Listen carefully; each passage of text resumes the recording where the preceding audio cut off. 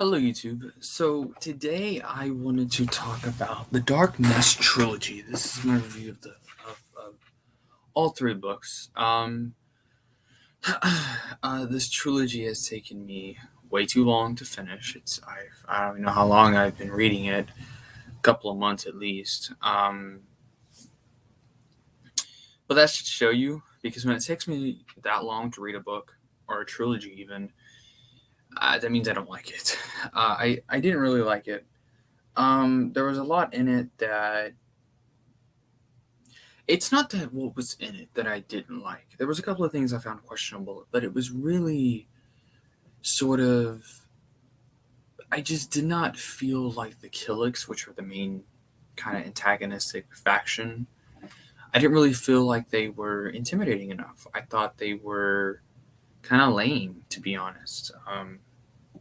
But that's not really the main. They weren't really the main villain, and we kind of realized that towards the end of the trilogy. Well, it's not that we realize it; it's kind of basically told it. The reader's told, yeah, they'll be fine after Raynar Thol and Lomi Plo are killed. Now, those are the two villains. Raynar Thol's your Darth Vader. Lomi Plo's your Emperor.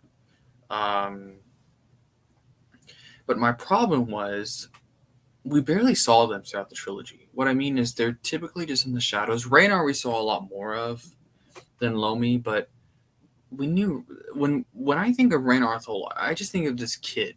He was a kid that was annoying. He was an annoying kid, and I guess I don't even know, he'd be a young adult by Dark Nest, but he just really wasn't intimidating. Now Lomi Plo, she was the main villain, but now we barely saw any of her. It was weird. She was a good character. I remember her from Star by Star, but she just really wasn't that intimidating. A lot of that is also because of, well, we know Luke, right? We know how powerful Luke is, and not even just Luke, Mara Jade and the twins. We know how powerful these characters are, and so we just know that they're not going to live. There's nothing that Jenny could have done that would have made her interesting or intimidating enough. But the most of the trilogy, I felt like also it was like drama. It was drama between the GA, the Galactic Alliance, which is called the GA, the Jedi, and the Chiss, and then of course the Killick. So it's like this four-way sort of rivalry that's going on here. Callum Moss is losing faith in the Jedi. The Chiss is losing. It feels like they're losing their alliance with GA. The Killicks just hate all of them. Um, Obviously not on their own. It's mainly Lomi that's controlling it. She's the unseen queen. Um, but I did like that. I did kind of. What I liked more so was the GA and the Jedi. I kind of liked that sort of rivalry they started developing, and then Luke, when he went on his own to investigate, I think the planet was Oteba. Um, he goes on his own with Han and the droids, and that sort of eliminated a leader in the Jedi Order. So that kind of just caused the split. There was Kip's Jedi, and then there was Corran Horn's Jedi. Corran Horn was kind of named the new Grand Master, or at least not maybe Grand Master, but the new leader. And then Kip was like, "Geez, we got to put the fight back into the Killicks, right?" He's kind of this is just who he is. He was the same way in the New Jedi Order. The Corran Horn he doesn't really want this, but he was just kind of thrown onto him. So there was that kind of division there, and I thought that was an interesting storyline. Meanwhile, of course, I think the most important part of the trilogy is, well, I guess the most important part would be Jason, but we see him kind of going slowly. He's slowly moving away from the Jedi, is what's going on. When we're in the first book, we're told that Jason had gone on this 5-year journey to sort of explore the Force. He hung out with the Aangti monks. He hung out with the White Current from Black Fleet Crisis, specifically Akana Pell. There's actually a scene in the book where he's training with her. He hung out with the Night Sisters and the other witches on Dathomir. He hung out with a lot of groups that were from the West End Games material, and other EU, other like novel sources, right? Novel comics. So when he comes back from his journey, he's completely transformed. He has this, and of course, he has this new view of the Force, which combining what he learned from Vergeer, he also learned a lot from other organizations. So he has this very different view of the Force that is radically different than anyone else's in the Jedi Order. In fact, he has learned so much that there's so much he learned that even Luke didn't know. Force powers, and one of the Force powers that I know will have an impact later on is flow walking, where you can't. It's not time travel, but you can go back in time to certain events. You can't change or affect what's going on, but you can go back and look at what's going on. For example, he had flow walked to, in this trilogy, it was in the first book. He flow walked, I believe, in the future, and he saw it was on a planet with the killers. I don't even remember. It was forgettable, but it was a cool scene. But the context was just forgettable. And then once he tells Leia what's going to happen, and Leia, it actually happens. So that was interesting. And I know that's a power that we'll see later on, and throughout the Dinningverse. I know we'll see it. I've been told. But the most important part of the trilogy that I think will have an impact even later is the birth of Alana Solo. Jason spends some time with Tenel Ka in the trilogy, and in Darkness he spends time with her, and then in The Unseen Queen, which takes place a year after the first book, she has a baby, right? So we can kind of figure out what happened there. But it's interesting because Hapen custom, there's no such thing as premarital sex. That is forbidden. So plus the fact that Jason's a Jedi, and Ta Chum, who is Tenel Ka's grandmother, she's still having an impact on things on Hapes. Alana's existence causes a lot of problems for the Hapens, but also for Jason, because eventually Jason will receive a vision of the future. Well, at least what he sees as the future. The galaxy in flames due to the war with the Killiks. And when he sees this, and he knows that visions can be true, and there's a lot of things that he will do going forward after that in the trilogy, like in Swarm War, that people don't really understand why he's doing this. Why is he doing this? It's for Alana. And because he doesn't, and Luke's like, what are you hiding? And Jason's like, I can't tell you. Eventually Luke will find out, but in the next series, but it's because of Alana. So I think that's interesting. I think that's a really kind of interesting thing, and it's kind of like almost foreshadowing what's going to come. But so I kind of switch between it, if you should read the trilogy or not. If you want to understand, because Legacy of the Force will obviously mention things that happen in Darkness. So if you want to understand those references, yes.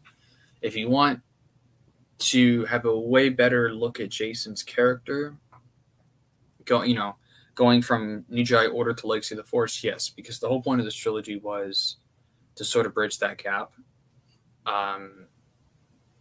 If you want to know, there's another something else I completely forgot to mention. Luke actually sees a lot of holograms, and you can actually, there's actually a picture. I'm recording this on StreamYard, but I don't know if I'm just going to upload the StreamYard recording or put an image over. I don't know. But if I end up uploading a StreamYard recording, there's an image on the screen of Luke, and it's fan art, but it's Luke looking at a hologram of Anakin and Padme. this is something that happens throughout the trilogy. Um, Luke is consistently looking at holograms of different events, from starting with, it's all from Revenge of the Sith, but it's starting off with Anakin after waking up from his dream, having dreams about Padme, to, well, when to his birth. So he's actually seeing scenes with Anakin and Padme up until his birth in Revenge of the Sith. So, which was really, really, really cool.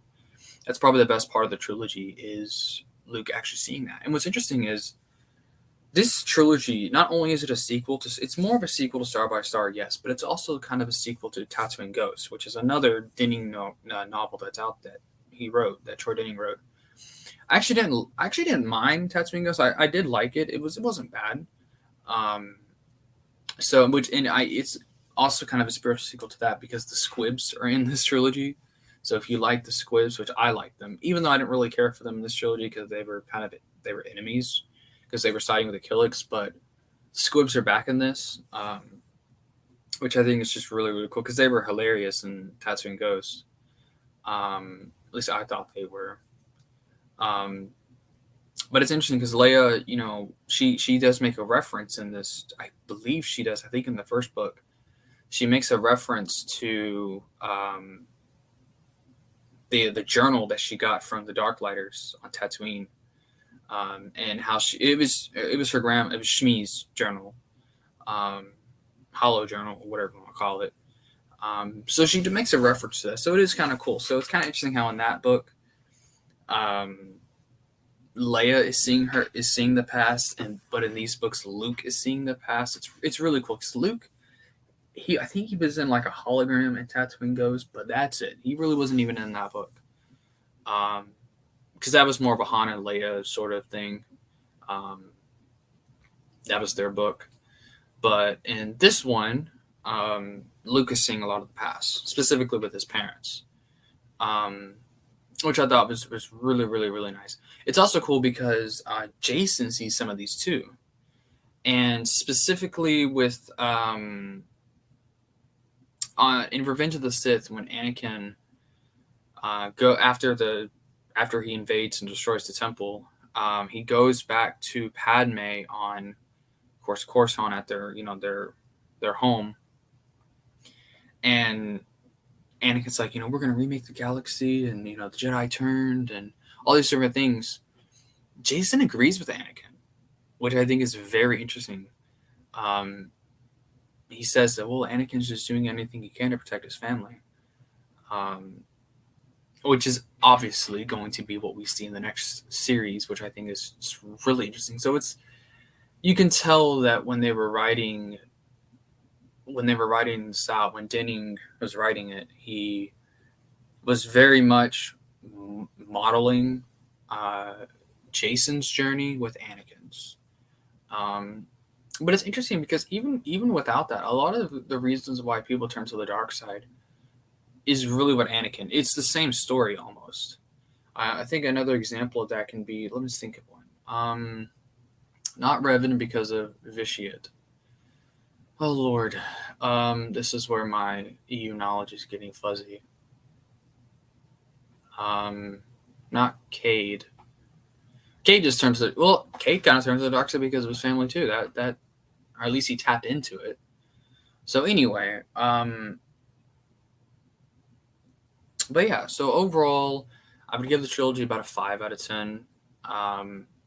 It was just very mediocre. It was very mediocre trilogy. A lot of good moments in it, though. A lot of good things in it, but a lot of bad things. It was just mediocre. It was a slog.